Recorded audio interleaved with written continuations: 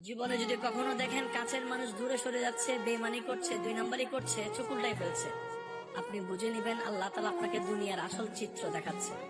আপনি যেন বুঝতে পারেন আপনার আপন বলতে আল্লাহ ছাড়া, আপনার আপন বলতে আপনার নবী ছাড়া আসলে আর কেউ নাই। অনেক সময় দেখবেন আপনার জীবন চলার পথে অনেক পরিচিত ভালোবাসার প্রিয় মানুষগুলাও কিন্তু একসময় আপনাকে চিনবে না, চোখ উল্টাই ফেলে।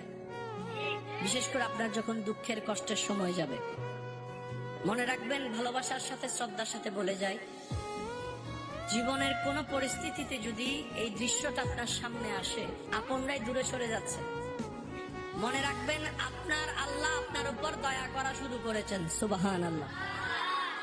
ওই বিপদ থেকে আপনি যাদের সাপোর্ট নিয়ে উঠতে চাচ্ছেন, রব চাচ্ছেন আপনাকে কেউ না করুক সাপোর্ট, আপনার আল্লাহ স্বয়ং আপনাকে সাপোর্ট করতে চাচ্ছে বলেই মানুষকে দূরে সরাই দিচ্ছে। সুবহানাল্লাহ।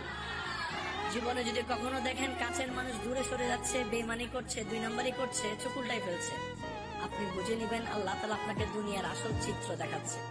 আপনি যেন বুঝতে পারেন আপনার আপন বলতে আল্লাহ ছাড়া, আপনার আপন বলতে আপনার নবী ছাড়া আসলে আর কেউ নাই, আসলে কেউ নাই, আসলে কেউ নাই।